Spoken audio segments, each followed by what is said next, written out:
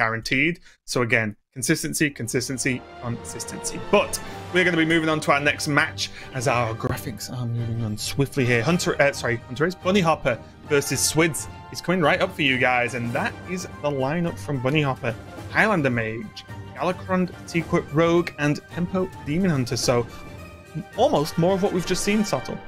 Yeah, good old aggro Demon Hunter coming back into the equation though, and secret package from Bunny Hopper, which is not really something that we've been seeing in the other rogue lists. But this does seem to be a theme. We do seem to be the mage region right now. It does seem to be coming out in a lot of these successful lineups. But the big question I have, oh dear viewers, if you rewind all the way back to the start of the day, would we see the Control Warrior from Bunny Hopper get banned by Swid's lineup? Answer, yes. Yeah, and I think in a roundabout way, Swids is still ahead here as we check out his lineup.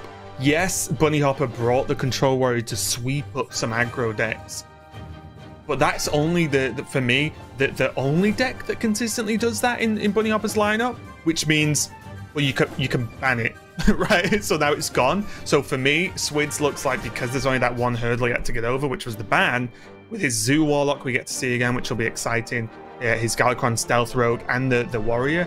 I think, again, he's in a good spot for me. I think Swids might have just nailed the lineup. All right, slightly weird one. I'm looking up their history here. Bunny Hopper, who had the 5-2 record, was joint top of the Swiss in overall record. Did play against Swids twice in the Swiss. Swids in the Swiss. Sorry, my brain just wouldn't process that was the right thing to say, but no, it actually is. But they played each other in round 4 and round 5. They played each other consecutively back to back.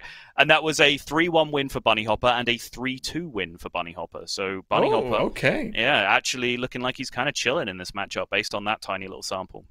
Yeah, and interestingly enough, I wonder if, we talk about the control decks and the Warrior being banned. I wonder if, and we'll have to find out maybe at some point, but the Demon Hunter was the X factor for Bunny Hopper there. Because I could see that happening, right? Like, did Demon Hunter just stomp, maybe get a win or two? Maybe even, because I feel like that's the strange one, right? Of Bunny Hopper bringing a Control Warrior, bringing a Rogue that is a 2 of, so can go fast, but is generally more of a value base. But then the Demon Hunter just gets him sometimes and just does a sweep. And I feel like Swid's forced to ban the Warrior means that this Demon Hunter always gets left up, right? Yeah. And just looking now, I've had a second just to verify everything. Yeah, round 4 and round 5, all of the bans remain the same as we're seeing here. It was 2 Warrior bans, and the Bunny didn't get to play, and it was 2 Demon Hunter bans that Swids did not get to play. So everything the same as we have been seeing, or didn't get to see in the Swiss. So there you go. If you feel like, if you got a bit of FOMO about the Swiss happening without you, don't worry. We got the exact same thing happening right now. Yeah, I will say though, honestly, Sottle, for the players and for the results, who cares about the previous scores in Swiss? This is the one that matters. This is the one that gets you to the finals. I'll stop bringing them up then, Raven. All right. You know what I mean. But this is my point, right? Like, it's great, but as long as you make it to top 8 in Swiss, yeah, kind of doesn't matter after that. You can almost forget about it a little bit, right? Because this is the bit that matters now. One of these players is going to have a chance at 6 points or a guaranteed 5. The other one is going to have 4, and that is a big difference. All right, last thing I'll mention, since I know that you just don't care about all of this stuff, but the final interesting... So not true. Final interesting fact, Swids was 5-2 as well, matched record with Bunny Hopper. So if you are piecing all of that together, that means his only 2 losses in Swiss were against Bunny Hopper in that 5-2 record. So here we go. Yeah, just want to point out as well, just for those listening who could potentially get me in trouble, Blizzard, I do watch the Swiss brackets. Yeah, Lorinda. I do sit and watch Swiss every day that it's on, okay? Wednesday, Thursday. I always have it on in the background, keeping in touch with everything that's going on. So, Saul, don't try and say on broadcast, Raven doesn't care about Swiss. Yeah, look, I can see you as well. I can see you digging. I can see you thinking I'm digging. I'm just saying I watch it. Lorinda knows. I never see you watching it, Saul. That's all I'm going to say. Don't try and turn this around now. The heat is very clearly on you. Do the old switcheroo. It works every time. Yeah. Anyway, it sounds like to us at least that the players are just about getting ready to go in.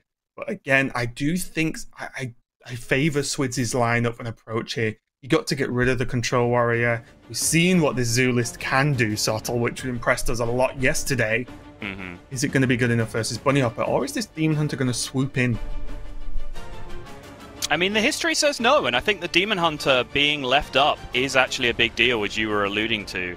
Just take a look at the rest of Swids' ban record. No, he has been consistently banning Warrior of every type, apart from in round 7, where it was just that Demon Hunter the one time. So it's not like he's been on Demon Hunter bans and hasn't got to do it because Bunny Hopper is playing the Control Warrior. It does look like he's been consistently banning Warrior throughout. So it shouldn't be too much of a disruption to his strategy to just ban Warrior again here, but he's clearly struggled so far against Bunny Hopper in that Swiss portion.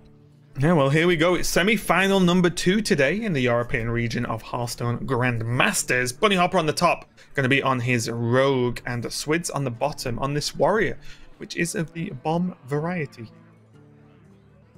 Bomb variety indeed.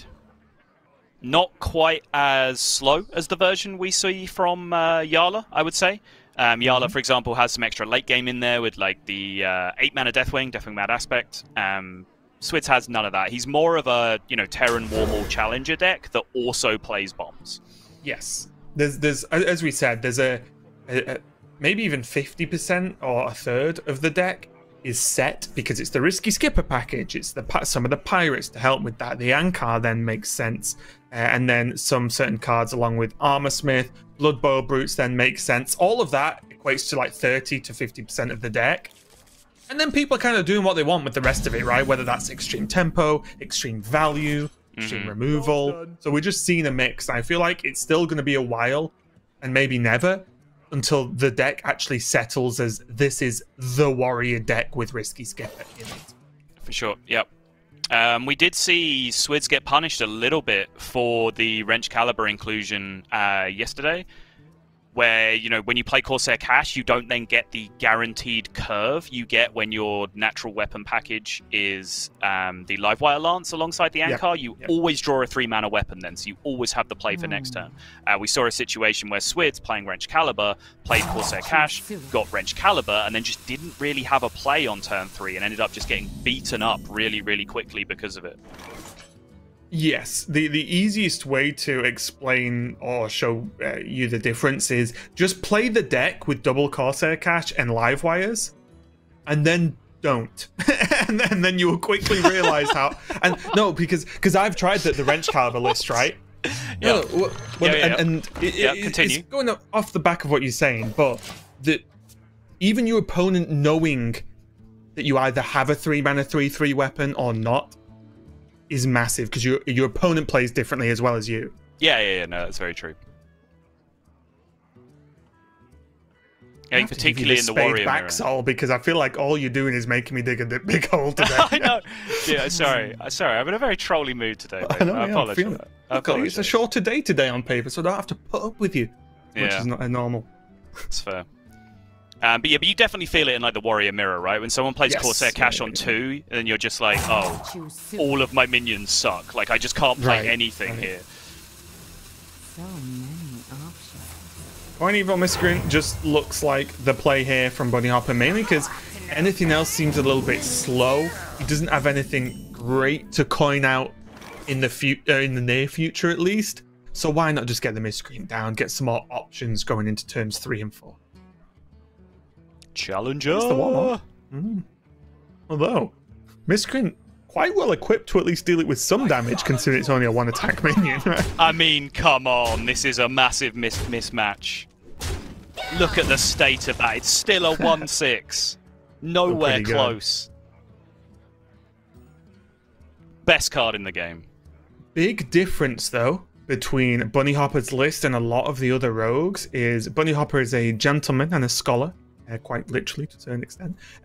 With running the secret package, which means Swids can't just go, sweet, rampage, let's dance, right? Because if it is Blackjack Stunned, then that's almost a game loss if Swids wants to go all in on that play. But in some matchups, you could make that play and not really get hard punished for that. Yeah, for sure.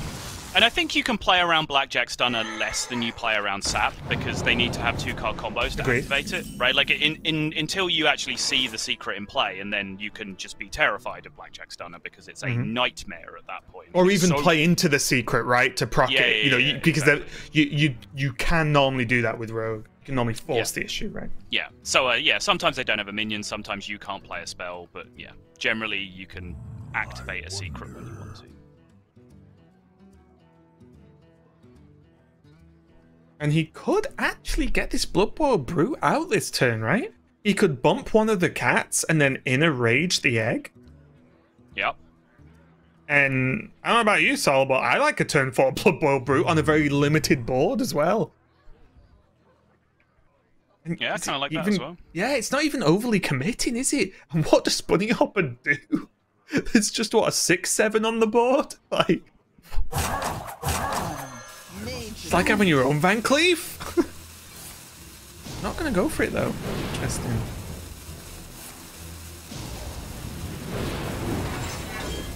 This does still set up a good and fairly consistent Blood Boil Brute next turn. But yeah, I just wondered. Yeah, I was kind of into it. My first instinct was exactly what Swids did here. I saw that turn and went, whoa, that's strong, and then just kind of stopped thinking. But then when you suggested the Blood Boil Brute play, yeah, I'm kind of into that too. Yeah, I think that actually, like, looking at it now, I think they both put like equal power into play, like, you know, pretty similar amounts of power into play, right? You make a giant Warmaul Challenger instead of playing the Blood Boil Brute this way, but Rampage is probably a harder card to use effectively than Blood Boil Brute is. So getting that card out of your hand and retaining the Brute might be better in the long run. Yeah, I think it's extremely close, right? Because does a 6/7 Blood Boil Brute actually die next turn? No. Well, then you've got Rampage. You know what I mean? So it's like it's. I think they're just very similar. I just always look to try and get Blood Boil Brute out ASAP. Yeah, Armor Smith going to be cleaned up with the help of this Kobold Lackey though, and Bunny Hopper got a ton of value in hand. And speaking of value. That's going to be the big value card. Though. Not now, but just the fact he has hold of it for now is pretty good. He can now play the Blood Boil Brute. He can clean up this board, and then again, and ask Bunny Hopper, can you do much about this? If not, the Battle Rage becomes significantly better next turn. Yep. And when I say it doesn't quite work, you could play it this turn. I think it's fine, but I wanted to like scam a Blood Boil Brute and Battle Rage this turn, which you can't do. No. You are one off doing great because of the way the egg's health work as well. Because the kobold, yeah. You're always 2 off doing it, right? Yeah, because the kobold's a 1/1. Yeah, you can injure the Miscreant, but to injure the Miscreant, you have to uninjure the egg. I guess you could injure the Miscreant with the Warmaul, and then you're 1 off. So yeah, sure. No, you couldn't because they just died. No, yeah, you're always 2 off. You're always 2 off. I was right the first time. Jeez, Sol. Oh, you make me second guess myself like this, Raven. I told you I was giving you the spade back. Yeah, good.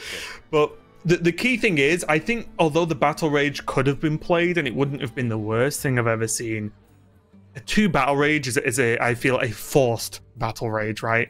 And Swids had a good turn without being forced into that Battle Rage. So I definitely like this. Yeah, I mean, playing the 6/7, sure, seems much better. But I do kind of laugh at the idea of a 2-mana Arcane Intellect. Poor, bad card. Who would ever play Sucks. that? Come on. Yeah. It's true, though.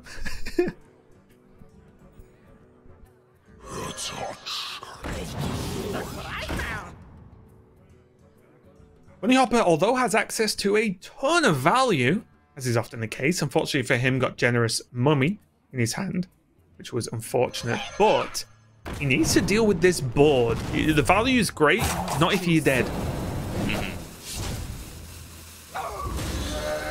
He's doing it, though. Yeah, nice Vendetta, honestly, yeah. Yeah, really good Vendetta. Now the Devoted Maniac, not this turn, but next turn, even though it's only 2 damage, the 2 damage rush is good, but indeed. Yes, please. Yeah, suddenly a Bloodsworn Mercenary and a 3 Battle Rage seems good to me. Yep. Or do you think he's considering the Rampage Bloodsworn? Which I don't think, although it's sick, obviously, because you get 2 massive Bloodsworn Mercenaries. Sorry, not Bloodsworn Mercenaries, the Blood Boil Brutes. What if there's a world where Bunny Hopper deals with it and then you have Battle Rage in an empty hand? Like, it scares me to no end.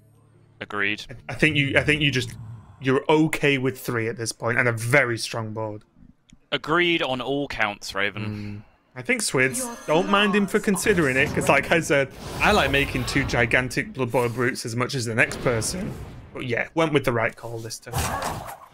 There finally are his Corsair caches. He now doesn't want to see the weapons and did not. Okay, good. And he has another Battle Rage. Fantastic. Yeah.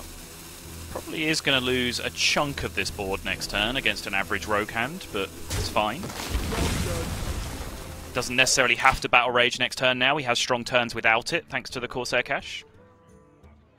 What a card, honestly. Maybe not the most flare-based card we've seen get played in a lot of the decks post-expansion, but wow, this card's good, Corsair cache. It just good. Yep. It feels great to play, because not only is it 2 mana, draw a very specific card from your deck, and buff it, but then the card you draw makes you able to do so much more, so consistently. It's insane. I don't know why anyone would ever run 1. I've seen 1 in people's decks before, Sato. Yeah.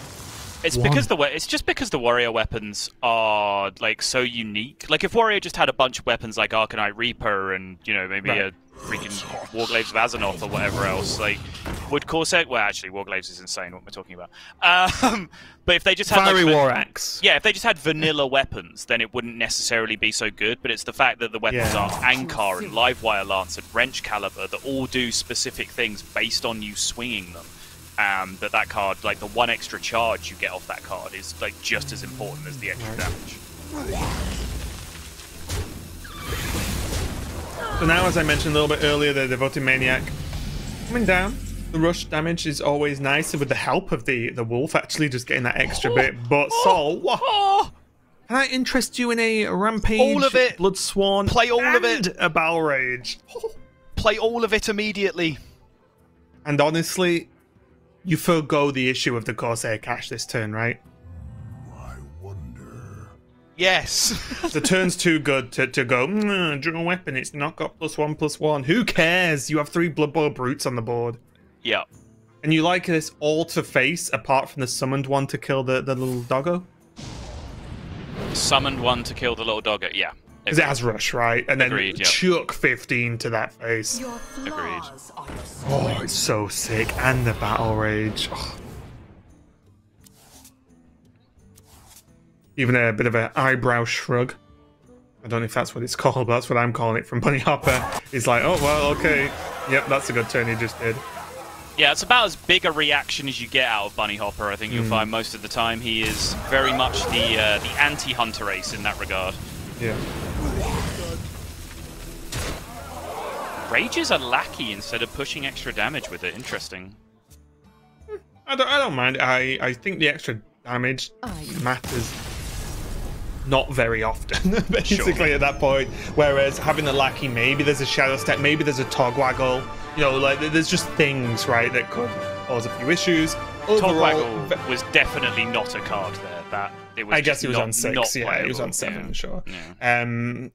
But yeah, overall, I just think not only I think a pretty good matchup anyway for Swids with the Warrior versus the Rogue. I think that's a pretty fine matchup for Warrior, but it kind of went his way as well. The Battle Rages, having the Blood Boil Brutes so early, the buff onto the Warmaul Challenger, that I think displayed the strength of that version of the deck, even if you imagined it without the Wrench Calibers, which we actually didn't see. That was all just the core package you saw there from Swids. I do want to say that he had to scramble for quite a few turns at the start. He wasn't really doing a great deal early on, and there was a point where he was kind of just out of cards before the Battle Rage showed up, where he was just kind of grinding on the board state, and it really looked like he was about to fall behind. But yeah, the sequence of draws there, like the rapid succession Bloodsworn Mercenaries, did just kind of blow that game out. Yeah. It was just too big a stuff too early. But think about how much of a different game it would have been if, Bloody Face's sap wasn't conditional, or if he'd have actually... What did I say? Did I say Bloody Face? I make the same mistake as the Twitter account. It's the Hearthstone Esports Twitter. Sorry, I apologize. If Bunny Hopper's sap wasn't conditional, or if he'd have actually drawn the secret for his Blackjack Stunner there, because then that first Blood Boil Brute, boom, back to your hand. You're not copying that thing 4 or 5 times anymore because it costs too much and it's sat in your hand. Yeah, that's just the way it goes sometimes, but most importantly here, Swids is currently leading 1-0 and has a very strong deck to continue the rest of his run on against Bunny Hopper, but that is going to happen after a short break from us. We'll be right back with some more Hearthstone.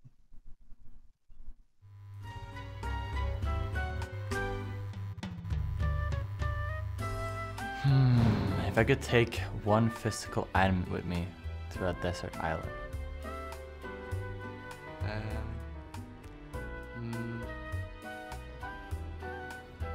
I'm thinking of the cheat now. If there's one physical item that can just do everything. I don't know if this even works, but if I could bring a fishing pool and there's fish in the water there, that would be very convenient. I think a knife sounds pretty useful. I mean, mobile is the easy answer, but you don't get anywhere with a mobile, so... My cell phones. What if there's no service? My swimming pants. I hope there is at least a nice sea, and then I can just go in the sea. A big bottle of water. If I'm lost on an island, I think I would need to have a baguette. Yeah, eggs to try and build a house or some trees and then just help me survive and maybe make a fire at some point. Something to start fire with, so a lighter. The item I would take to a deserted island would probably be a survival guide on how to survive on a deserted island. Probably be a blow-up boat so I could get off the desert island. You're gonna have to make the paddles and stuff, or the sail yourself, though. Yeah, we'll work it out.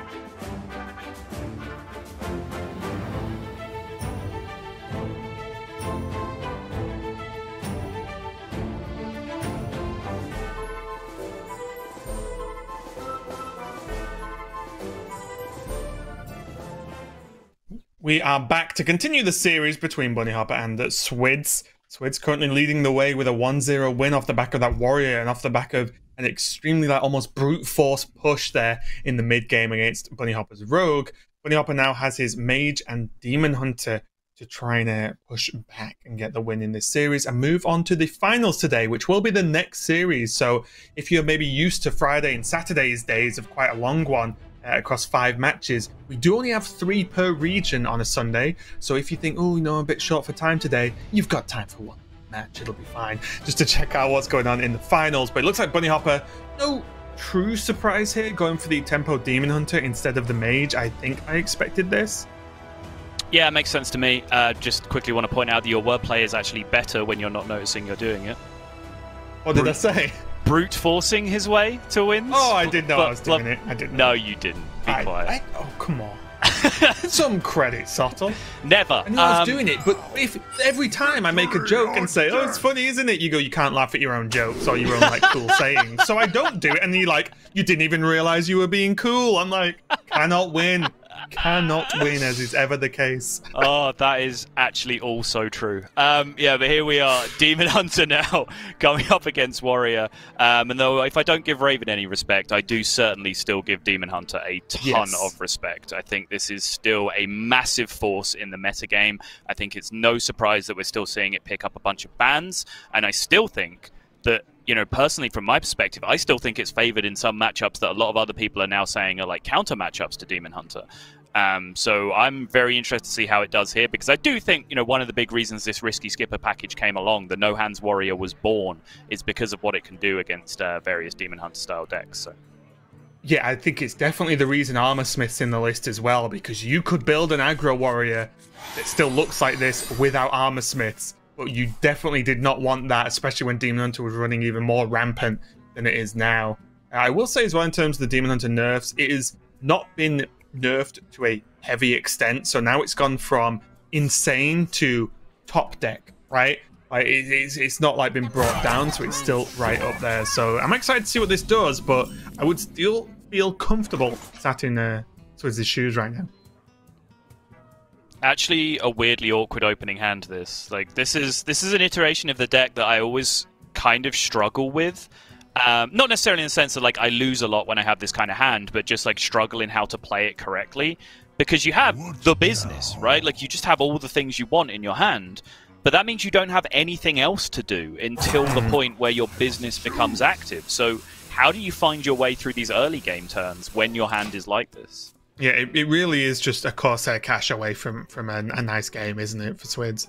Well, even then, not necessarily for Swid's deck, because we talked about it, right? If he Corsair cashes on 2, sure. Yeah, of course. He still doesn't find a plan. Yep, that's a big deal against Demon Hunter, as we mentioned earlier as well. Yep. He chose to pass on the Sky Raider. It does get farmed by the Battle Mage, and I think he might have considered playing it if he'd played if Bunny Hopper played a Battle Fiend instead. Because it's just a little bit more awkward. It has to be then a swing from Bunny Hopper with a trade from the Battle Fiend just to kill a 1/2. And if he doesn't kill it, then he has a minion to work with on board. So I definitely think it really is the Battle Mage that's locked it down. And again, Battle Mage got a nice buff in the deck because of Battle Fiend taking a nerf. It's now definitely not the worst 1-drop in the list. Right. It's going to be an armor up. So I think we know Swids' opinion here.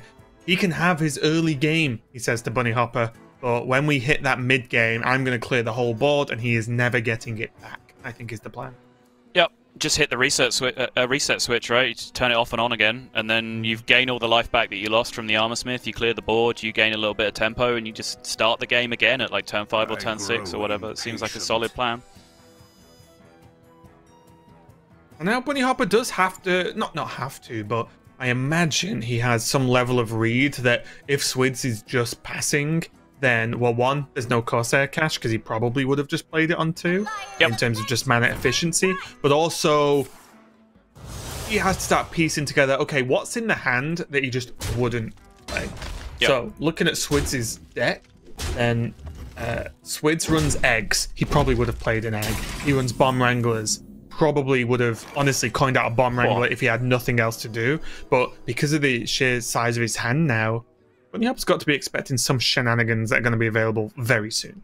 Do you just do it this turn? I think you just do it this turn, right? So and then you coin out a one, so you just go Skipper, Armor Smith, 1-drop, and then next turn you're on your Wrench Caliber plan, because you've bought tempo this turn, and that gives you the buffer to just start Wrench Calibering the turn after. And a reasonable sum of armor as well. Not only cleared the board, but the armor, although not quite what we saw, for example, from Hunter Ace earlier in the day, is still enough armor to make it worthwhile, right? Yep. And also, honestly, the most success I've had versus Demon Hunter is when I make Demon Hunter kill my minions. Yep. Regardless of what deck you're playing, right? Because the second they're killing your minions, or they have to kill yours, and not hit you in the face, you gain a lot of breathing room. I like that he took his time, because I don't think it's necessarily as straightforward a decision as I made it sound, but I do think this is the line. Well, there's, especially with the second Armor Smith, there's always, but what if I did this with 2 Armor Smiths later? You know, is that ever better? Because what if I did it with a Bloodsworn Mercenary instead? Yeah, exactly. Just get it done. Pretty sure this is right. And then it gets to the point where you keep pushing that plan to, you'll die. That's the what if answer. You'll already be dead. Yep. Kane, honestly, not a terrible pickup on this board. He could use it to just trade into the Armor Smith, swing the Umberwing into the Risky Skipper, and kind of say, okay, I have a 3/4 and Warglaves of Azeroth next turn. Seen worse turns. Certainly not a big fan of the alternatives right now. I grow impatient. Definitely not looking too fun already. And we know things can quickly change with Demon Hunter. One skull can dramatically change the outcome of a game. Just checking as a recap in case you don't know, but Bunny Hopper's list is the Raging Fell Screamer ×2, and the Priestess of Fury is the top end at 7 mana, normally 5 mana after a Raging Fell Screamer. So he is playing this slightly slower list. We've seen a lot of lists still not go to that extent and still just run more aggressive tools. This just plays very nicely into this Wrench Caliber now, though, for Swids. Although, having drawn Ankar, that will now guarantee him his second Risky Skipper, which is very exciting with his hand. Maybe not off the first swing, because I believe he still has another Sky Raider left as well. Yeah, he does. He should get his Skipper by the time he's used it up. And you want him to use this deckhand? Deckhand. Yeah? Yep. Okay. Okay, doesn't get it. He gets the green skin, but now he can buff the Ankar with the green skin and still get the Risky Skipper. Yeah, I think if that was any other pirate, apart from deckhand, I would have still just liked the Wrench Caliber there. Clean kill, use the mana to get it equipped and go. Yep. So I think it's just important to note that it's not, oh, he drew the Ankar, play it instead. Because on 4 mana, a little bit wonky. Deckhand, perfect though. Swids. Yep, agree. Demons. Now though, Warglaves of Azinoth might not have the juiciest of targets with a 1/1 on the board, but it's spending the mana now. It's a setup for the Gladebound Adept. One thing Bunny Hopper is considering, though, is a Twin Slice, as it still kills the 1/1, and he could play the Gladebound Adept this turn. Yeah, I actually really like that. I think the Warglaves can wait here. I think the 6/4 is just a big problem for Swids to solve here. Just represents a huge threat of damage. Definitely not straightforward though, because there's always the thought of, I can play the minion now, and Swids has to deal with it. But if Swids plays a minion next turn, I would have Warglaves of Azanoth and the Gladebound to deal with that, because of the nature of the battle cry of Gladebound. So although I do agree, I do like this play of getting the initiative, it's not just a guaranteed, oh, it's so obvious to me, right? Yeah, this turn's kind of ugly though. Just got to kind of leave it there and draw another pirate. And there's the Skipper. See, Still an Armor Smith, still a Bloodsworn Mercenary and a Blood Boil Brute. So again, he's got like the snapback turn again, even if he falls behind, because the Armor Smith, Skipper, the minions, duplication, it's all there. This 6 damage hurts though, enormously. He could actually just play everything but the Warglaves here, right? Is that just insane? Yes. Oh, I see. No, actually, no. I see what you're saying. I see what you're saying. Yeah. Thank you. I do still like Warglaves more, but I thought that was a completely like bananas in your trousers kind of play. But no. No, I was yeah, it's still good. I was just thinking, well, if he did nothing versus the first minion, can he do something versus another minion? Like it's the same health? I don't know.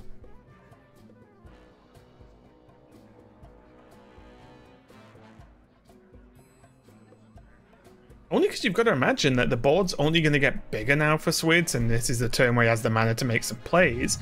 Maybe having a 4/4 on board instead of a weapon that you could just equip and swing 4 times next turn anyway would have actually worked out a little bit better. Right.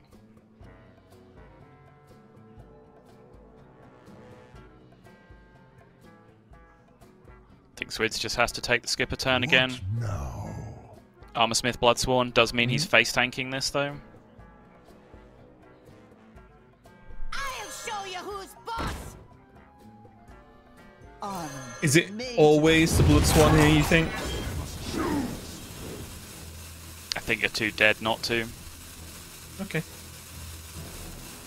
I agree. I was just wondering the merits of a Bomb Wrangler. You start putting bombs on the board for any minion push that Bunny Hopper has. But you do have to remember that at this kind of health total, or maybe not now, obviously at the 10 with the double armor smith, but beforehand, if you'd just gone 1, then a Demon Hunter doesn't actually often need a board of minions to do the damage, right? The weapon, the metamorphosis, any chaos strikes that are in the deck, and so on. Priestess of Fury feels like a pretty important draw here. Does mean that Bunny Hopper can kind of reset his aggression after he deals with this problem, but I think he does need to deal with the problem first. Priestess of Fury into this Armor Smith board doesn't seem too exciting. Yeah, imagine the outcome if he'd actually just played the Fell Screamer. It would have looked a lot better for him, right?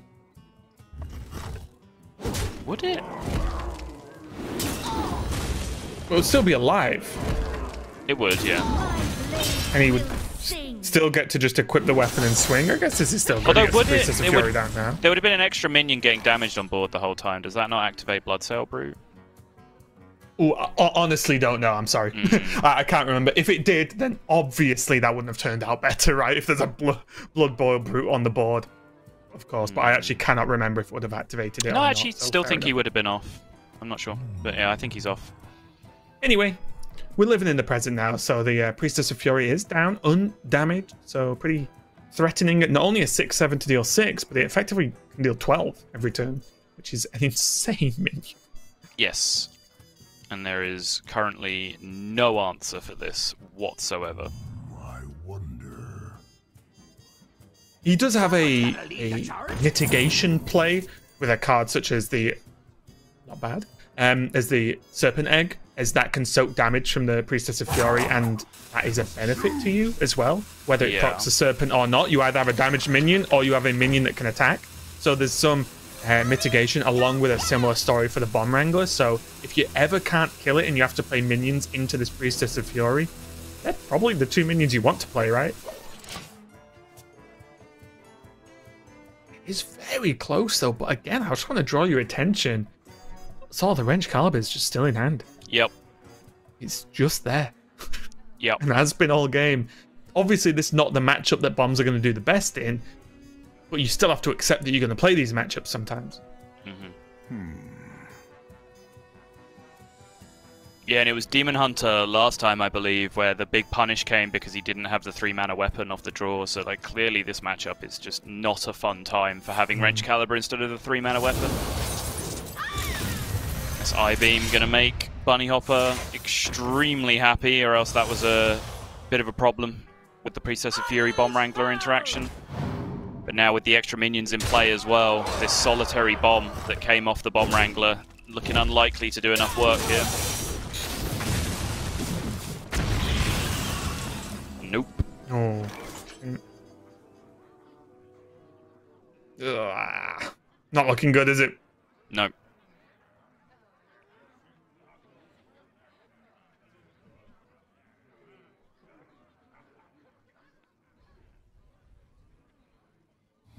So the problem is he can't even just... Oh, he can attack in Brute and still armor up. Sorry, so he can be alive next turn.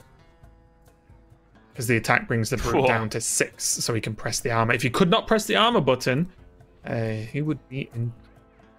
I mean, he's in trouble anyway, but you know what I mean. He would be dead. Yeah. It's got to be done though, right? I don't really see any other the play. The Priestess has to die, because not only is it 6/7, it's a 6/7 that deals 6. Right.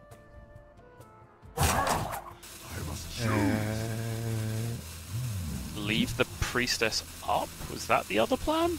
It can't be. Right? Rush into the Blood Boil Brute? Sorry, rush the Blood Boil Brute into the Fell Screamer instead? It doesn't seem to make any sense. There is nothing that would ever convince me that that was better. And Swids, again, fair play, just trying it out, but... Oh, wait. Yeah, fine. Why not? Sure. Alas, poor warlock. So Bunny Hopper needs 1 damage that's playable, and there is many with the twin slice, second slice, and the second slice. Is he just trolling? Yes. I was just like, Bunny, come on. Don't play with your food.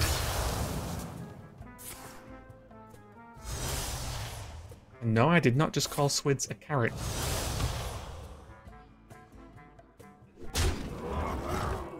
looks like lethal to me, and Bunny Hopper fights back. And if you recall, and you were with us at the start of this match, my question was, because of the ban on the Control Warrior, which does make sense, does that mean that the Demon Hunter can run rampant?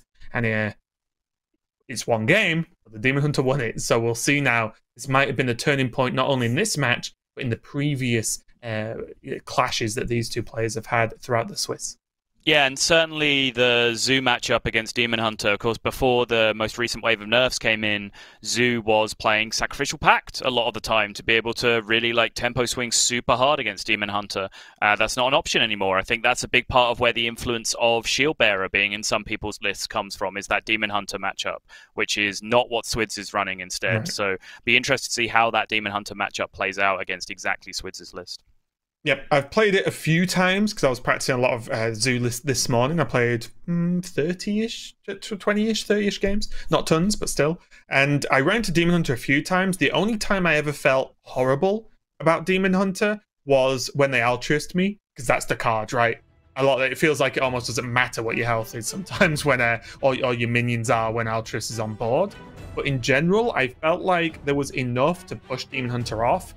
The key card for me in this matchup is the Carpet, because that allows you to actively remove the threats from Demon Hunter on demand and not have to go, okay, I play a minion. Oh, they've eye-beamed it. Okay, I need to play another minion. Okay, they've weaponed it down, and all the while their minions are hitting you in the face. That is a fear factor, especially with a pretty much lack of taunts outside of Lackeys and the Voidwalkers. Yeah, so for me, really, is Magic Carpet which is going to make or break the matchup. Yep, totally agree with that assessment. But again, this is if you're used to seeing like Valkane's list or something more like Gallon's list that he's been running previously. I'm not sure the exact list he is running this week in Americas, but this is a little bit different from that. The Guardian Org Merchant, the Evil Genius, which is a card that most lists are now including in place of that Sacrificial Pact that they've had to cut. But then also the copy of Zephyrus the Great, because he believes you can draw so many cards with Skull of Gul'dan that with Hand of Gul'dan that you are able to activate a Zephyrus eventually. Yep, again, in my limited playtesting this morning, I did activate Zephyrus a couple of times, but also one of the weird things is even if it gets stuck in your hand and it hits a scrap him, then it's still a 2-mana 5/4, right? So even it's horrible, it's can be okay, but at its best you win games. And as you said, you do start drawing tons of cards in this deck. It's part of what makes it really fun for me to play. Is I just like decks that draw tons of cards. So sweet.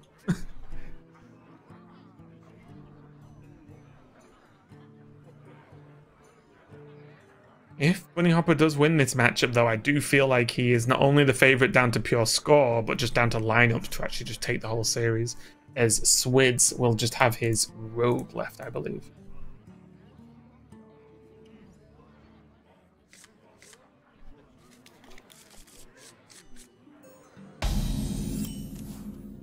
Pretty decent tempo opener from Bunny Hopper's side, of course. With outcasted Crimson Sigil Runner into Umberwing. But Swids does have the nutty Scrap Imp here. He does, and also Nightshade Matron in this matchup and probably a couple of others. Doesn't feel anywhere near as bad to not use it to discard the Hand of Gul'dan. Because, again, versus Demon Hunter, you want to push them off the board, and a 5/5 with Rush often helps with that quite a lot. And sometimes a 7/7 with Rush, of course, post Imp. So, although you don't always throw away the Hand of Gul'dan with this, it's still a good card to just play and throw away anything almost. I can't move.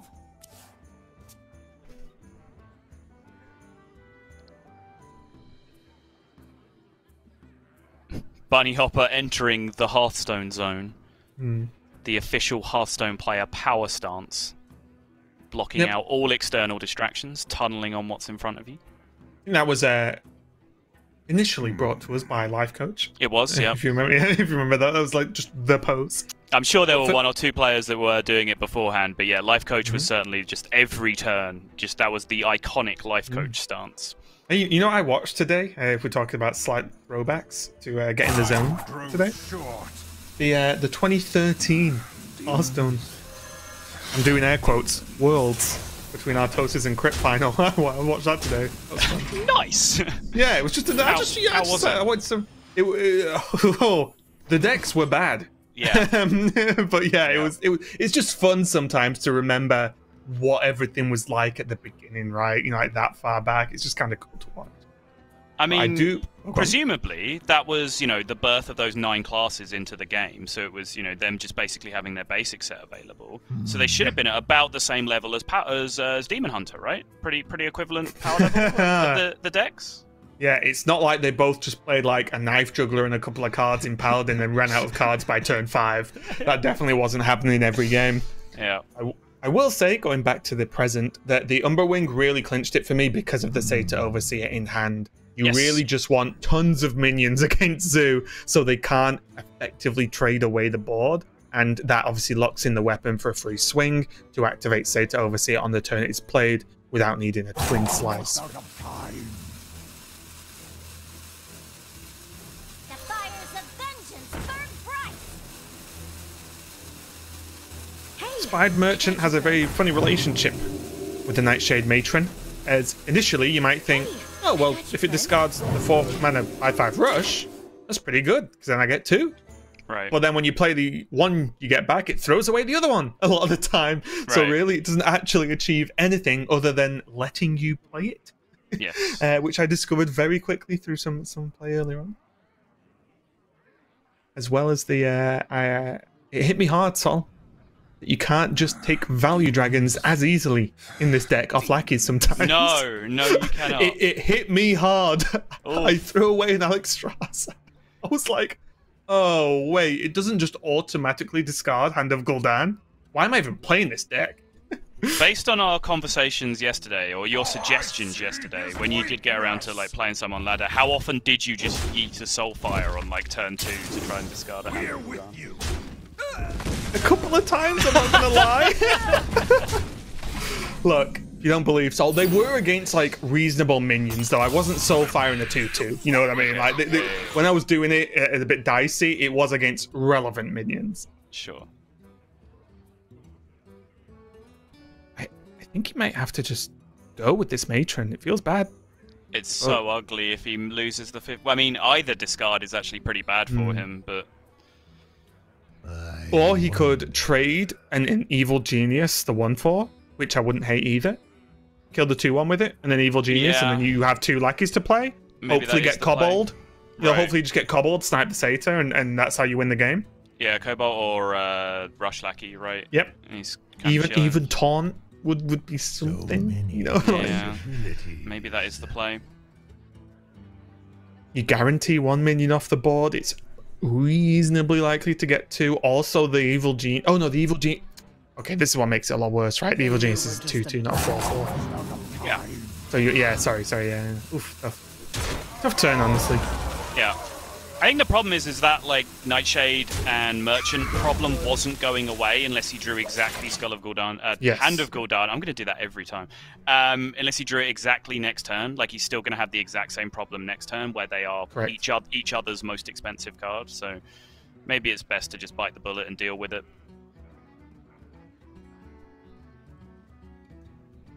Yep, and at the end of the day, although it is cleared quite easily with 3 health right now post-trade, it does mean Bunny Hopper has to trade his minions into it, which is something. And even though Swids' hand is empty right now, that can quite dramatically change very quickly in this Zoo deck.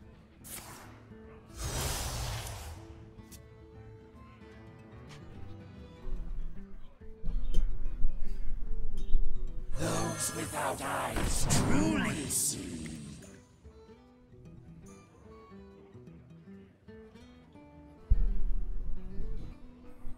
Tempted by the Priestess of Fury in a weird way. It was between that and Twin Slice. Twin Slice is what Bunny Hopper ended up picking there.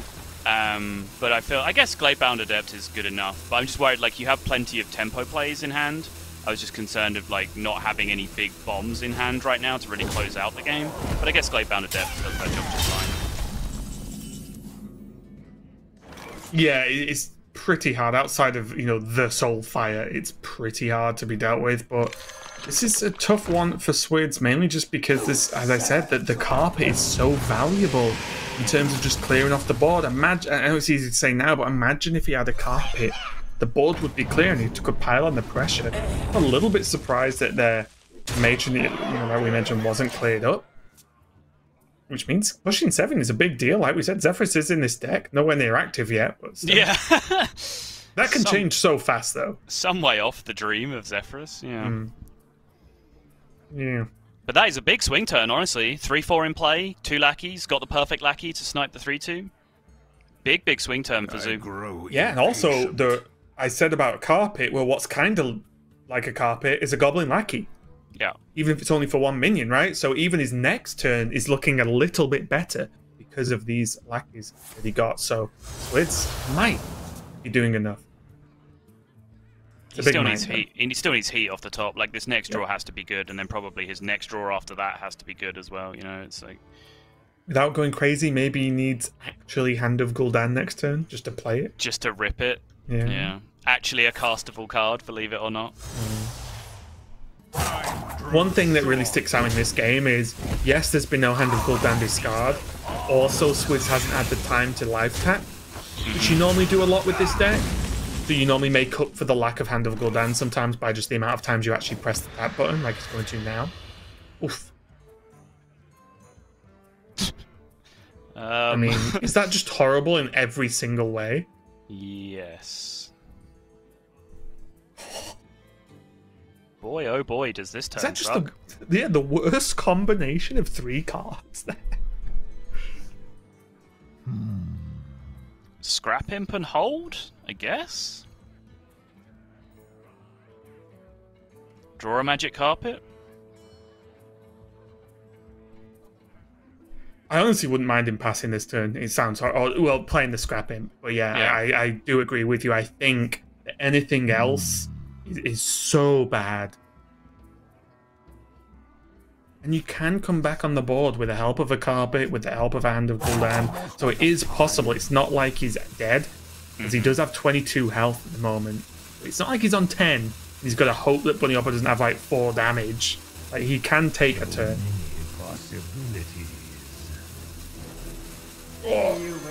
Really? He's just going to bite the bullet and just end the turn with a 1-1 and a dream. Oof.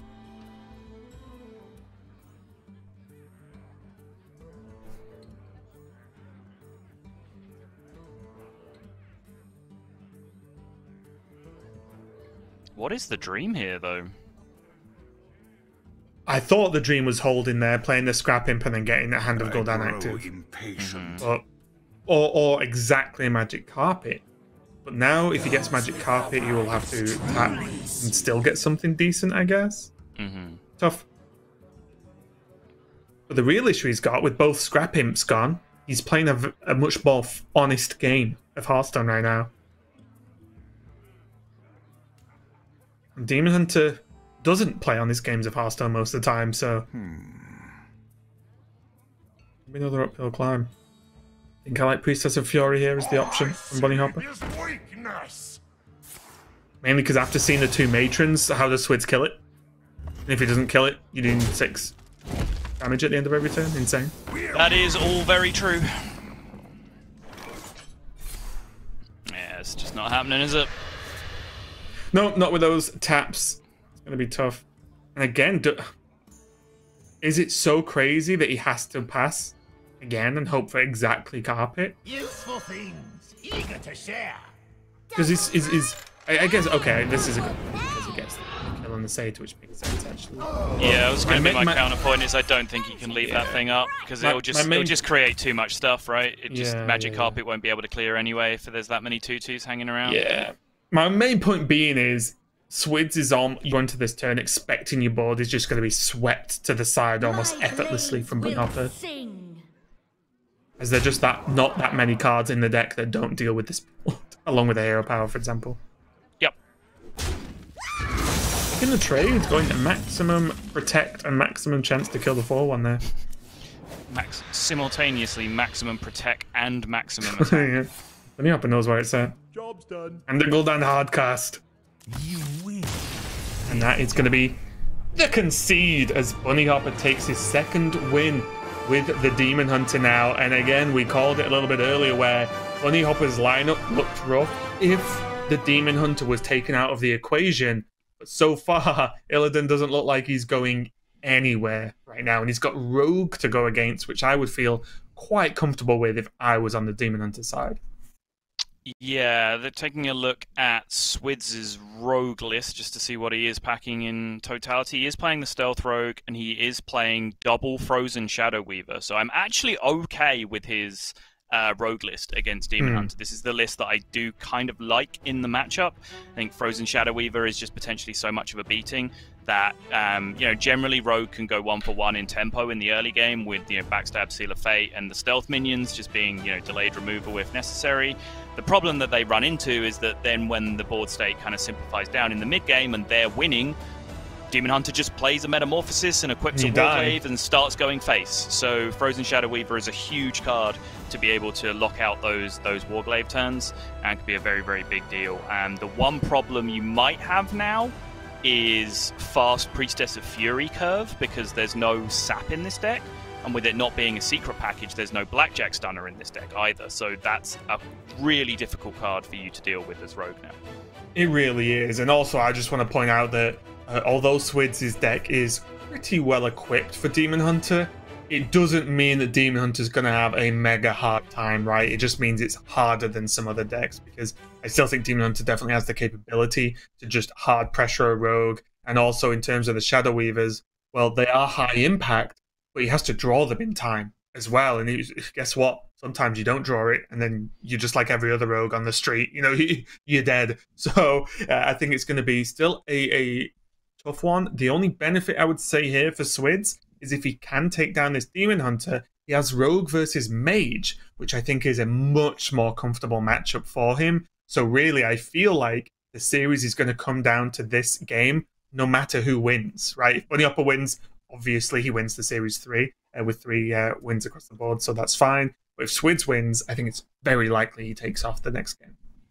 Yeah, I think that's a reasonable assessment. I will say that the Rogue deck does draw a lot of cards, which is why I think tech cards in there are very reasonable. I thought Sage never goes off. What are you on about? According to Gia, yeah, apparently she just doesn't watch you. Time zones are a thing. I get it. I understand.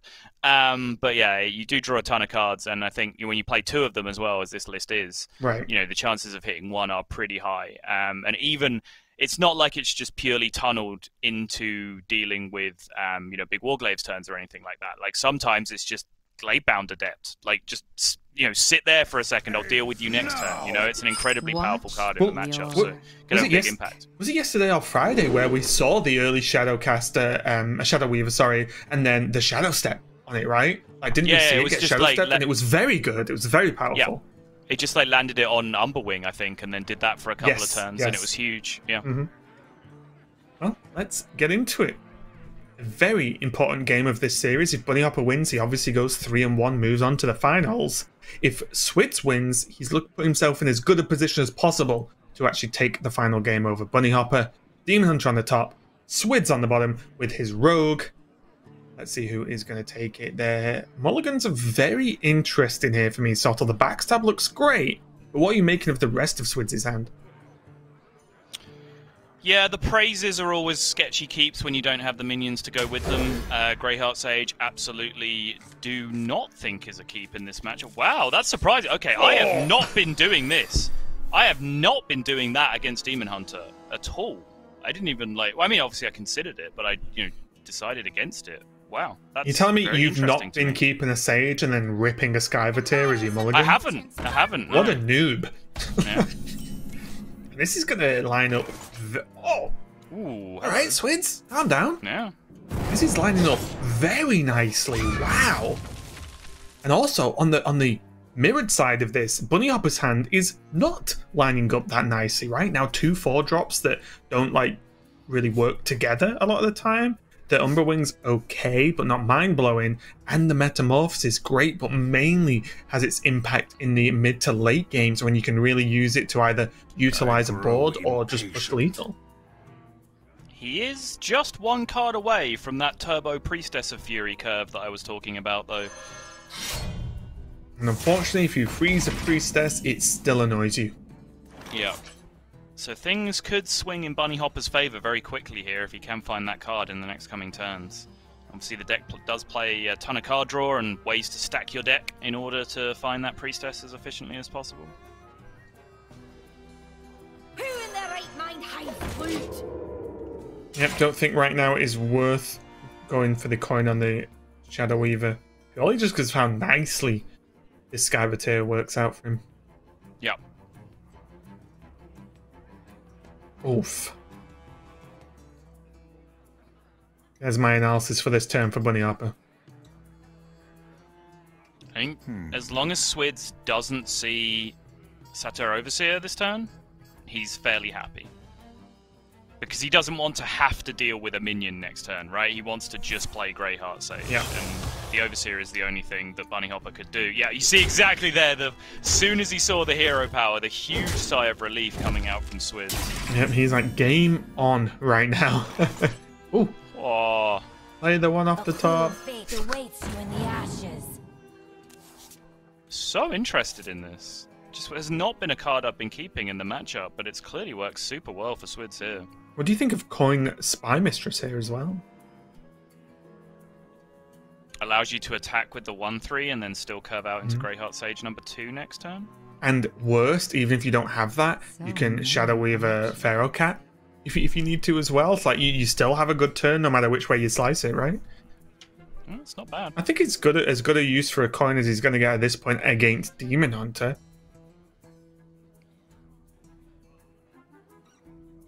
Like, I don't think he's really intending to try and go for a big value play, right? So saving the coin to get Galakron live a turn earlier doesn't seem to impact the game anywhere near as much as just getting an extra minion on board right now. He's seen slow start from Bunny Hopper though, so he might be expecting to see either Kayn or Raging Fell Screamer come down this turn. It just so happens that Bunny Hopper has both, but sure. Which means he might want to keep coin for like a comboed Eviscerate play next turn instead, just because how efficiently it would deal with either of those two things. Okay. Oh, there's the Satyr. Yeah, turn too late though, buddy. World of difference that would have made. Like actually night and day in terms of the game state right now. Like, genuinely. I grow impatient. I think it's still the Fell Screamer, you know. Because even if he doesn't... So, of course, the Priestess of Fury is the crazy turn, but it also means it opens up a potential Kayn and Satyr turn the turn after. Which, again, is like... Well, that's quite a wide board to deal with, right? Kayn is very reactive and lively with the charge, means he can actually deal with a minion that's in the way, and then the Satyr's there kind of on its own and can just create a 2/2 with the swing if he wants. Can't now because he doesn't have a twin slice and he did use the swing at the weapon, but still, I don't mind this really. This is still pretty good. And just in case you haven't ran into this too often, the Fell Screamer's buff does not, it's not like a one-turn thing, it is just live until a demon is played. Right. So it's not like Bunny Hopper has to play a demon next turn at all. There's that coin usage I was talking about, expecting that play to line up, holding onto the coin, getting rewarded for it. The Edwin top deck was huge to go along with it. Ooh, an I-beam though. Not bad. Is Bunny Hopper just playing Control Demon Hunter this turn? Yeah, the scary thing is you can do that and still win, which is well unfair. You sure can. It's well unfair, isn't it, fam? But Kayn plus I-beam does kill off the Van Cleef and reduce the threat level down quite dramatically. I do wonder if he can afford to take a swing and maybe use his mana on a Warglaves, a Metamorphosis maybe, and just say, so what, I'll take 9, I'm the aggro there. Demons. 9's a big old number. But you do have I-beam, so it's kind of less than 9? Well, I-beam heals for 3, and 3 is 1/3 of 9. Time grows short. Correct. That is true. I'm glad we all agree. I mean, you can Warglaves and still take away the Sage this turn. I don't know, I think It just means, yeah, I guess he doesn't have a clunky turn next turn because he can Metamorphosis Hero Power or Warglave's Hero Power, right? So I guess this is actually fine. Yeah, I think he just had to play control that turn. As ugly as it seems, I think that was the only win condition, is just try and like settle down the game and then find a skull in the next few turns, go long with Altruis. You can still get there.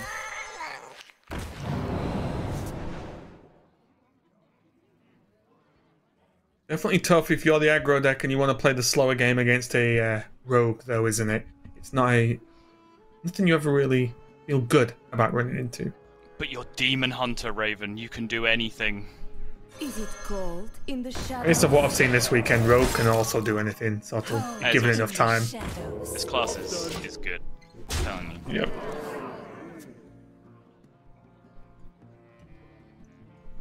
Oh. Worst draw in the deck. Yeah, very much so.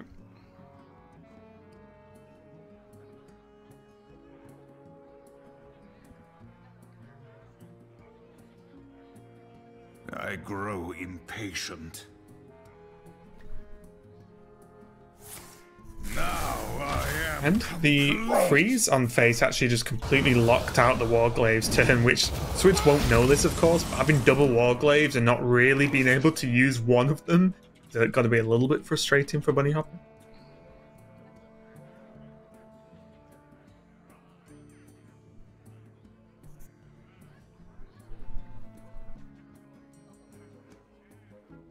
Yeah, I think the Shadow Weaver lockout might have just been one step too far in terms of Bunny being able to get back in. Well, the combination of the Shadow Weaver lockout and the Warglaive draw, like if that draw was a skull instead, we've got a game, like for sure. Yes, yeah, I agree. A cruel fate awaits you in the ashes.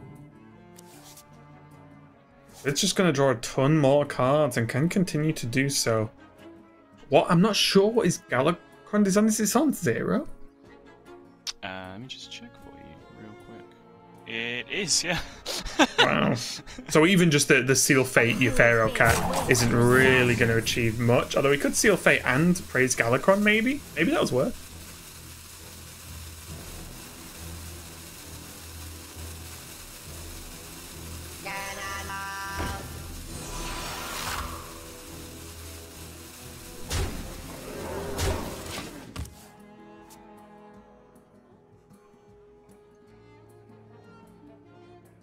Yeah, nothing really doing here for Bunny Hopper. The discounted Priestess of Fury that I said might be a big deal has come into play, but I think it's a little bit too late now.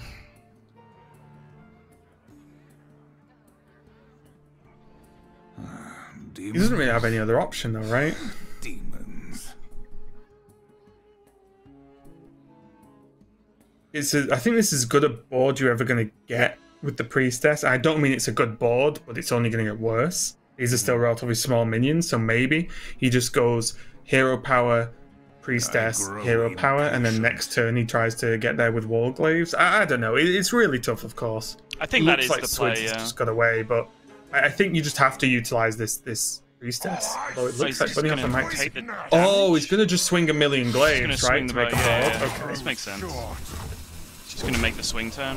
Sure. Literally. Yeah.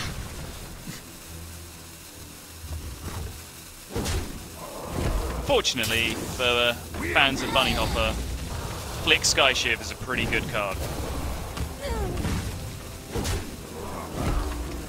Let's leave his Satyr up, though. No. You have Praise, right? You can just go Flick Praise. Oh, sure, the Pharaoh Cat. Sorry, yeah, the Pharaoh Cat's still up. Apologies, yeah. For some reason, I just assumed the whole board was going to die. Warglaves, infinite charges. Yeah, that's kind of what I feel like sometimes.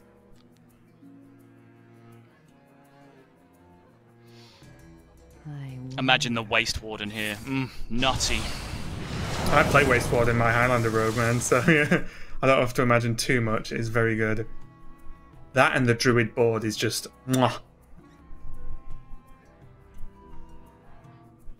No, I was kind of making it. I feel bad now. I was kind of making fun of it. I think that card sucks. No, I like it. Oh. I've told you the other day, you've not lived until you've Waste Warden, Shadow Step Waste Warden a board away, like a buff to Druid board of Treants. That's when you know your opponent feels bad. Oh no, sorry, the glowflies. But then how do you... What are you shadow stepping? I'm so confused, Raven. Well, when they buff them. Right. I see. They mega buff a glowfly board and think they're safe, and then you just kill them with a Waste Warden. It's great. Well, anyway. Much better Waste Warden, Flick Skyshiv, has now nuked Bunny Hopper's chances.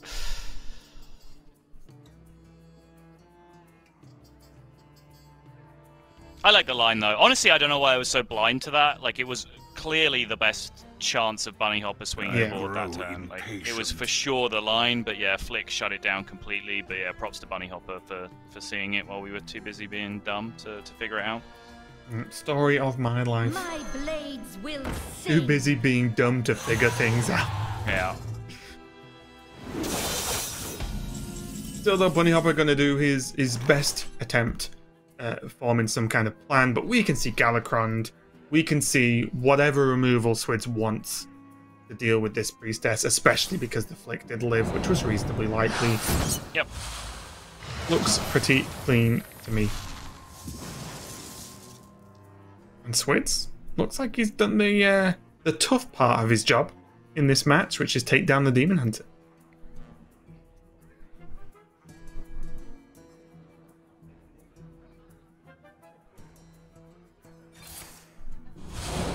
Low tempo turn here for Swids though, just focusing on removal.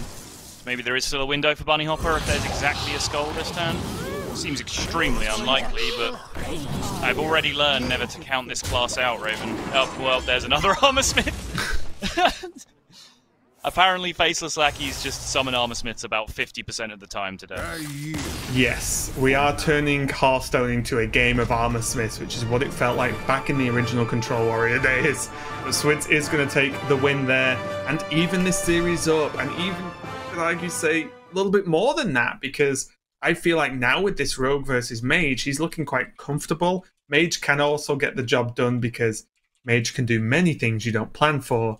But honestly, Swids is looking good on this pretty consistent Rogue list for me. Yeah, I did say going into that matchup that I felt it was honestly fine, if not good, for the Rogue when you play Frozen Shadow Weaver as well. That's certainly been my experience with it. I'm really, really interested in keeping Greyheart Sage, though, because that just hasn't been a thing. It's something that I just ruled out early, and then my win rate was fine in the matchup, so I never really re-examined that decision of whether Greyheart Sage was a keep or not. Just like Galakrond in Highlander Rogue. Not Galakrond, Trunks. Yeah, let's all examine whether or not we should be playing Galakrond, right? Yeah, that seems good. But yeah, it wasn't something that I'd really gone back and visited, so interested to see, obviously, a top player like Swids making the opposite decision. That always gives me food for thought and things to think about, so I will certainly be experimenting a little bit with some Rogue gameplay in the coming couple of days. Yeah, it was obviously fortunate for him that he actually just got the Skyvateer as well, which was perfect. But I guess in the 2-of list, you do run 4 stealth minions that are playable before Sage, right? Yeah, 2 Spy Mistress, 2 Skyvateers. So, yeah. Here we go, though. The last game of this series is going to decide who is going to meet Jarla in the final for this week and bank, or have a chance at banking, the most points, which is 6 for any given week of Swiss so far. He's going to be on the Mage going against this Rogue. And honestly, for Mage, what are you looking for here? Because I feel like the matchup is significantly different when you're not against the Highlander Rogue. You're actually against a 2-of form. Yeah, against the 2-ofs deck, you are a little bit more vulnerable to early aggression, although still not much. It's still not a massively aggressive deck, but it does make things like Doomsayer more attractive. They're more likely to have the giant Edwin because they're playing like 2 copies of Pharaoh Cat, 2 copies of Shadowstep, you know, all the things that go along with the huge Edwin when it comes along. So, you know, sometimes Ray of Frost or early Arcane Breath to discover an answer are important as well. But I think, as a general rule against Rogue, you just kind of want the scammiest cards you can gain access to as early as possible.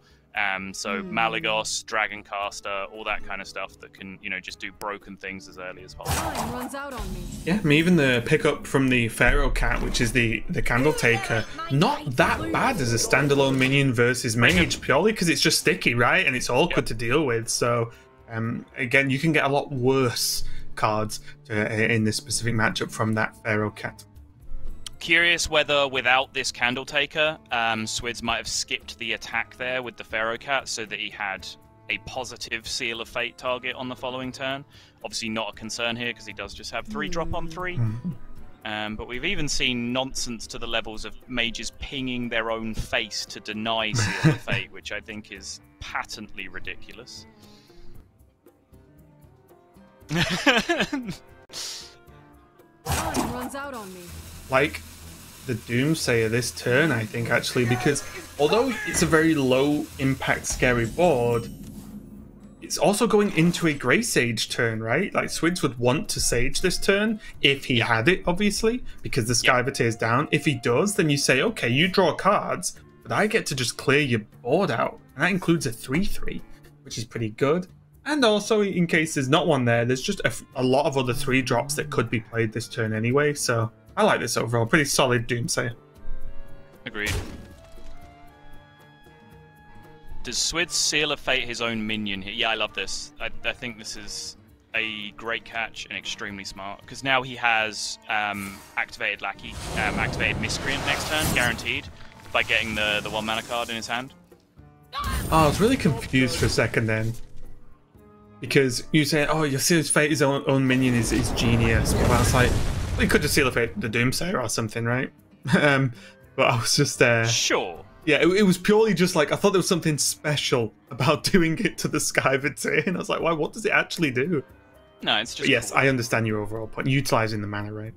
Yeah. Not only utilizing the mana this turn, but also just getting a 1-drop in your hand for next turn as well.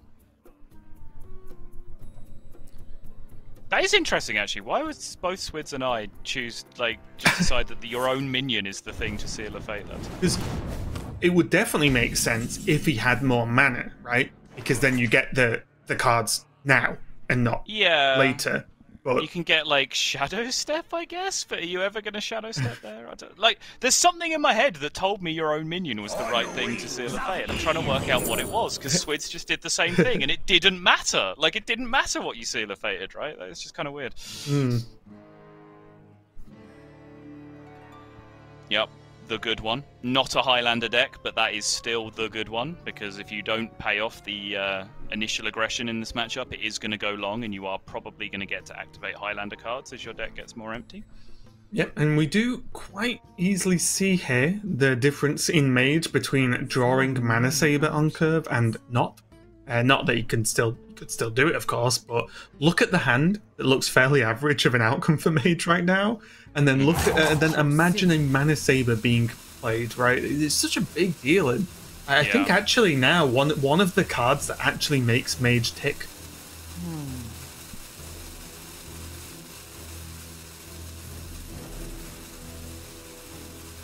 Just taking the option of the Miscreant's active now, so I play it.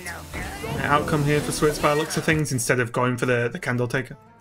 Yeah, Candle Taker's more aggressive, which is something that you're interested in there, of course, but if you don't activate the Miscreant now, like, yeah, it's kind of ugly, right? Like, a Vis Miscreant is your next turn or something like that. Yeah, which actually is almost the opposite of aggression a lot of the time, so then why did you do it that way around in the first place? Yeah, precisely. What to do?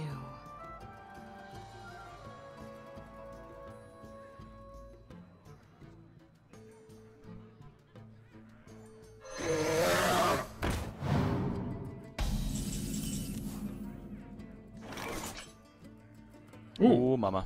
Okay. Slightly frustrating that it's an Edwin into a Twilight Drake, which I'm not saying the Twilight Drake would kill an Edwin, but suddenly, you know, you don't have the most like easily powerful minion on board, right? The Twilight Drake does stick around. It means that it can get some work done, even if that isn't directly killing Edwin. It's something there. Yeah, it's probably not coming down this turn. Yeah. Also, as well, just awkward. The sheer fact that freeze exists. I mean, we've seen it already this weekend.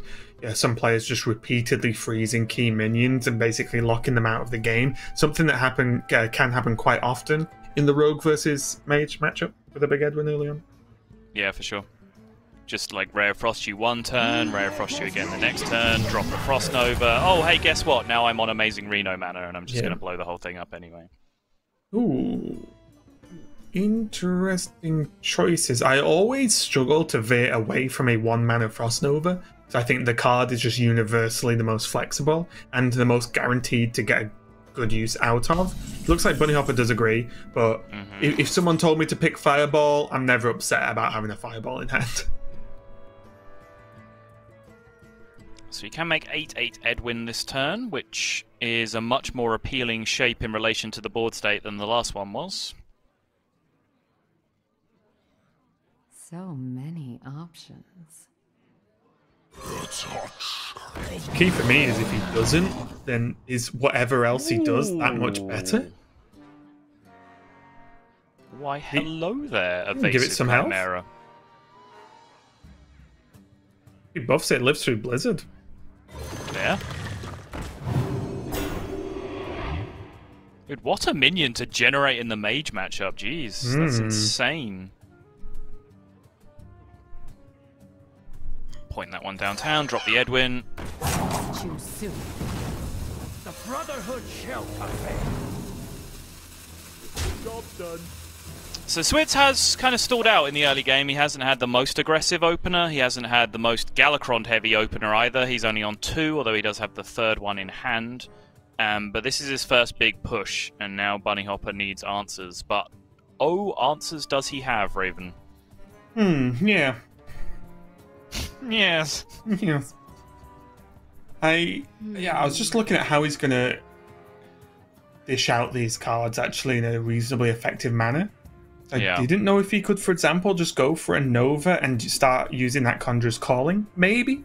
Not a star play, I don't think, but something he could do. He could just delay dealing with this Van Cleef if he just freezes it. What to do? Yeah. And this Malygos may as well not exist if he doesn't do anything with it, right? If he doesn't conjure in it. Because it dies to the Chimera and doesn't actually even kill it. So, I don't know, maybe it's worth conjuring so you get a couple of minions that are a little bit beefier and maybe can just plow through the Chimera and still stick around afterwards. I think that's kind of my problem with the Conjurer's Calling turn, is that normally you want to hit something and then Conjurer's Calling it afterwards, you know? What if, I was going to say, what if he either did it that order or just has CM this turn, I was going to say. Wow, willing to take 8 here. Well, he has 100 freezes, right? Okay. Yeah, seems okay. He's seen one of this go down as well, so the actual straight-up burst damage is very limited in our cold, barren, desolate, Leroy-less world, Raven. Yeah, world is slightly less colourful right now, isn't it? A bit more dull, a bit more grey. So many options. I will be honest though, out of many of the Hall of Fame choices, it hurts me to say these words, but I think I can really get behind the Leroy one. I think it's done a good job for the game, honestly. Yeah. Now only Demon Hunter gets to go face. But when you gave everyone the ability to just like fireball you basically or whatever with combos, it was insane. Trust me, I'm a Leroy fan. I'm a Leroy fan from the WoW days. Never mind Hearthstone. Wow. Sorry, I didn't realise I was dealing with such a Leroy hipster over here. Jeez. I knew him before he was cool. Apart from the fact that he's always pretty cool, actually. So, Bunny Hopper does take the swing from the Van Cleef. Traded. Swids chose to respect the Malygos on board instead of pushing damage, so it looks like he is already settling in for kind of a long game. And I think with respect to the freezes that you were talking about that could come out, that is actually pretty smart, because 8 damage there doesn't do a great deal if your board is going to start getting frozen. Right. Start picking up some value with these trades where you can. I was also wondering at one point, but I was too scared to say. because I'm used to the ridicule that'll no doubt follow. But there was a Conjurer's Calling the Van Cleef into a freeze, which would just reduce Swids' options on board for the following turn. I did actually consider that as an option as well. Oh, really? So I like that did go through my head at some point, but it didn't make it to the mouth. So. Right, okay. It's a play that could have been made.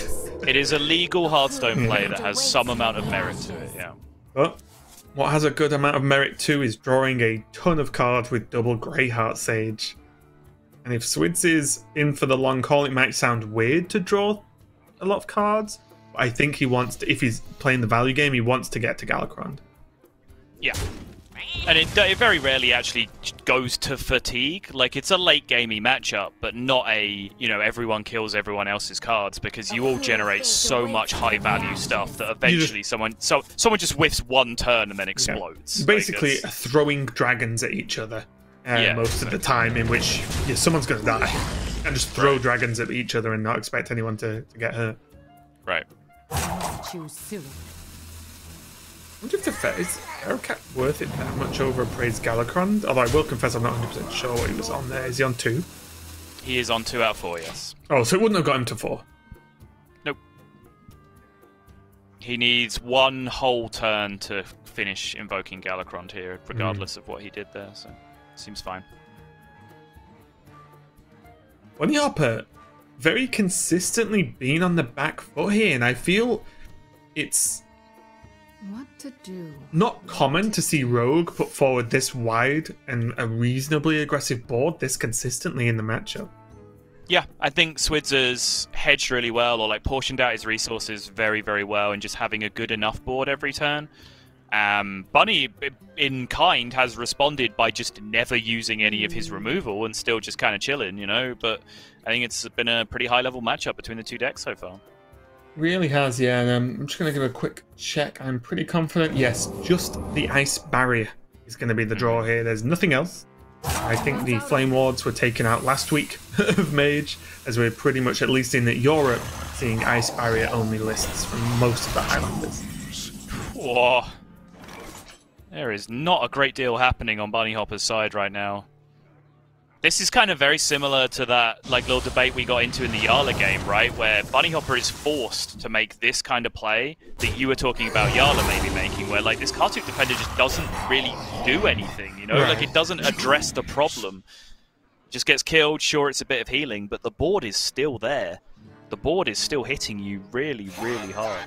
Yeah, and it's not like Swids is low on cards in his hand, right? And Rogue often isn't. So yeah, I think Bunny Hopper's not going to be surprised that there's going to be a continued onslaught on board here. Giving up a 2/2 to push 1 extra damage? I guess giving up exactly 1 attack of stats to push 1 extra damage. Sure, makes more sense when you phrase it like that. We get the news, although he would have known this already. It's just Ice Barrier. Not too surprising, he knew it came from the deck as well, so it's not like it was a generated secret he had to consider. But now we might not be anything too wacky going on as maybe we used to from Mage games, but Swids is basically just very, what's the word I'm looking for? Safely, probably the wrong word, but very safely just continuing on with the game, right? Just trotting along. Not doing anything too wacky, putting enough threats on the board to make Bunny Hopper try or have to react. I think he's just playing a very good game right now. First thing he's done all game that I didn't like. What was it you didn't like specifically? His board's full. Ah, okay. Lenova. Yeah, I just always want the space to play with, just in case disasters happen. But does he just have the backup of saying, well, I have Galakrond? He doesn't, though, because he's invoked it all the way to 4 right now, and he's going to draw himself up to 8 cards next turn, and he doesn't have board space to play any minions to then play Galakrond and draw 4 cards. True. Play Plague into Galakrond. Just to use up a card and give your opponent a weapon. Yeah. Oh, here we go, and let's find out the outcome, right? Along with Boom Pistol Bully, this is going to be a very meager turn. Yes, it is. Although, again, the play can come down to just kill off the bully if he's that bothered about it. I don't think giving Bunny Hopper the weapon is in any way detrimental to him. And honestly, the fact that Bunny ended up Frost Novering and Boom Pistol bullying has kind of made the lack of board space irrelevant, because like, what was he gonna play here anyway with the Boom Pistol lockout?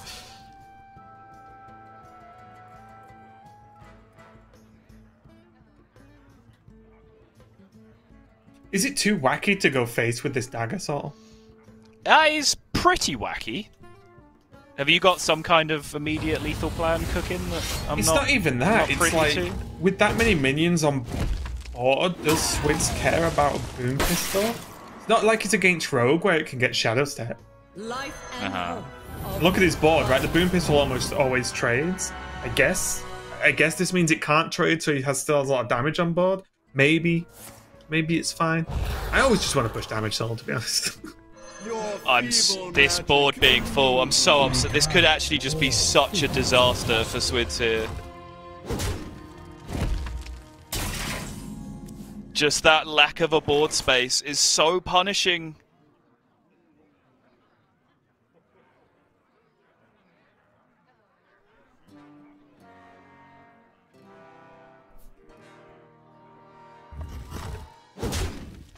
Because now not only does his Galakron burn one of his 0 mana cards because he can't empty his hand first, he just doesn't have the space on board to play any of the power cards he might draw here. Yeah. Oh. Okay, Backstab does allow him now to open up a space, but there's the burn.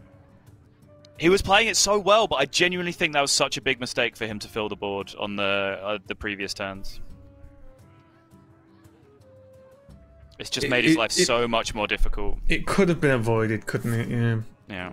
I do understand wanting to put some pressure on, and one of the issues is I think you can't feel too bad about the second freeze because it was from Malygos, and if he didn't. But you know it's there, right? And you know it's a card that hasn't been played. So like, what is he waiting for? If he didn't fill the board the first time, fine. But then would he really have not played more stuff the second time? What, like after the first Frost Nova? Yeah.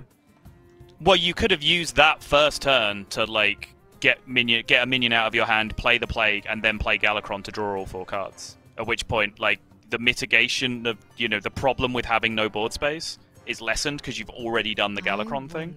Yeah, I think that's what I mean, right? It's like the second freeze. I think the board was always going to be full, just to the nature of how many minions Swids has in his hand. Very possibly, yeah. So, yeah. But I do agree with the first one. Don't get me wrong. I definitely agree.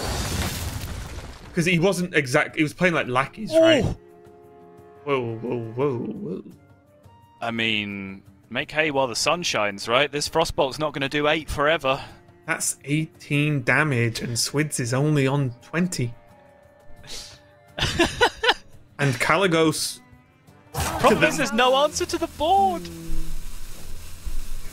He already has the ooze for the weapon, so Frostbolting face to lock it out doesn't actually achieve anything. He can still... he could have still He just has to fire 8 damage at a minion. That's so depressing. I wondered... It probably doesn't, but I wondered whether Conjuring ever works out better. Conjuring instead of... Oozing, and then Conjuring Frostbolt face. Oof. Oh, I see. Okay. Is that not better? Because the weapon doesn't exist if you Frostbolt face anyway, right? Maybe. That's 7 plus 6. Yeah. He has the Shadow Step. Swids is going to get himself lethal here with the Shadow Step on the Kronks. Really, really tough matchup. Always a really fun one to watch. I think Swids, on the whole, played that really, really well. Maybe got himself in one little sticky spot there towards the end, but is able to find his way out and progress to the finals, Raven.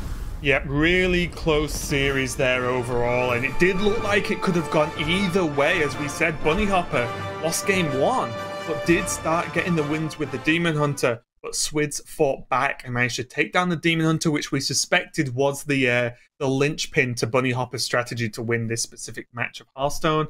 But yeah, it wasn't enough for Swids. Fought back with that Rogue, managed to get the job done. So, you know, commiserations to Bunnyhoppor a little bit, but he still did top 4, which means he banked a good amount of points, considering Bunnyhoppor was not here last week, which means he has really caught up a lot in terms of his points. But congratulations to Swids. He is going to be going up against Yala. And for if anyone saw earlier today, I posted a little vote, a little poll, to see who you thought was going to take it. And guess what? most people voted for Bunny Hopper or These were Hunter the Race. bottom two. Yeah, you for guys. sure. Don't underestimate the other players just because you've not seen them as often, okay? Yala and Swids are going to make it to the final, and I'm excited for this one because on one hand, I think Yala's been playing very well and has got a pretty cool lineup as well. Yala, one of the players who just didn't even bring Demon Hunter, and on the other hand, Swids, I like his lineup. I think he's also been playing well, so I think this is just a finals I'm very, very happy to see, honestly, Sol. Yeah, honestly, Swids kind of almost looks like a changed man from what I saw last year. He looks so much more comfortable, I guess is the word. Like, just so much more happy to be here, just having a good time on camera, looks relaxed, playing some Hearthstone. Hyping himself up yesterday with all the claps. Yeah, I like it. Let's go me. But I think he's playing really, really well. I think there's like maybe 1 or 2 turns a series that I'm having some questions about, and questions. There was a Miss Lethal the other day. We'll forget about that. But I think in general, Swids has been playing great, and we've got Zoo in the finals. So yeah, let's go. See what happens. Yeah, I'm pretty excited for that one. But obviously, we just want to give Swids a bit of a break before he goes straight into his finals match. So ourselves, and we are going to go to a break as well. We'll be right back with the finals of this week of European Hearthstone Grandmasters. Don't go anywhere. Won't be long to wait. We'll see you then.